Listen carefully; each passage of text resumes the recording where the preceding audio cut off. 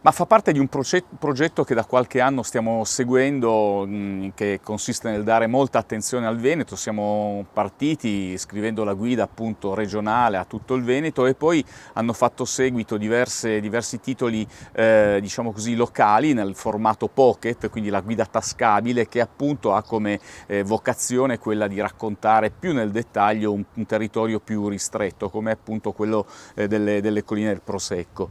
L'idea ci è venuta per rispondere a quella che sta diventando un po' la richiesta del nostro pubblico e in generale di tutti i viaggiatori, che dopo la pandemia ancora di più ci chiedono di raccontare, di narrare dei territori dell'Italia in modo più appunto dettagliato, più specifico, e soprattutto quei territori che come questo hanno la capacità di mettere insieme natura, storia insomma, e poi quel prodotto meraviglioso che è quel nettare che tutto il mondo insomma ha imparato a conoscere. Sì, infatti credo che questa sia un po' la sfida che adesso tocca vincere, insomma, questo territorio che è diventato famoso nel mondo per le sue vigne, per il suo vino. L'UNESCO lo ha come dire, protetto e valorizzato.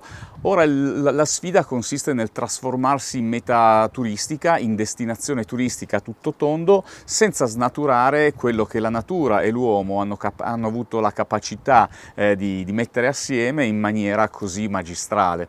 Per noi è una grandissima opportunità, perché nei fatti entriamo nell'Olimpo delle destinazioni che ci sono nel mondo. Ecco, qual è l'importanza comunque di questa guida per attirare nuovi turisti e turisti che vogliono arrivare a vedere queste zone? Beh, diciamo soltanto qualche numero: sono 50 anni che la Lonely Planet è sul mercato, raggiunge qualcosa come 180 milioni di persone all'anno e ha più di 20.000 destinazioni, per cui questi dati ci confermano che è la guida su cui essere per far arrivare a livello internazionale le nostre colline. Ecco, e quali saranno i prossimi obiettivi della vostra associazione? Continuare a promuovere a livello internazionale il nostro territorio, perché è vero che uno dei primi obiettivi deve essere quello di affezionare chi ci vive e chi ci lavora, ma poi è fondamentale, proprio per una questione anche di visibilità e di attrattiva turistica, andare all'estero. Quindi sicuramente punteremo tanto su progetti che possano essere internazionali. Non dobbiamo dimenticare che è la prima denominazione al mondo e questo per noi è un grandissimo valore aggiunto, però c'è anche molto altro. Pensiamo a tantissimi prodotti tipici e piatti tradizionali che sono importantissimi, perché io lo ricordo sempre, più del 54% dei visitatori italiani ritengono che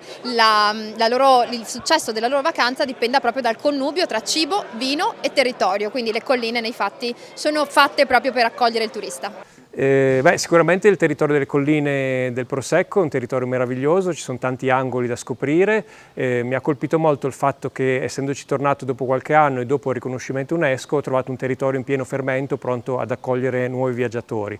L'altra cosa che mi sorprende sempre quando vengo in queste zone è l'equilibrio che c'è tra il lavoro dell'uomo, quindi le zone destinate alla coltivazione della vigna, e la natura che comunque si prende i suoi spazi. Nella provincia anche ci sono dei posti meravigliosi come Asolo, come Castelfranco, e poi c'è Treviso, insomma, con i suoi canali, con i suoi palazzi, con le sue osterie. Io consiglio vivamente di venire a visitare questi posti, perché con una visita approfondita e attenta regalano delle emozioni e dei ricordi meravigliosi.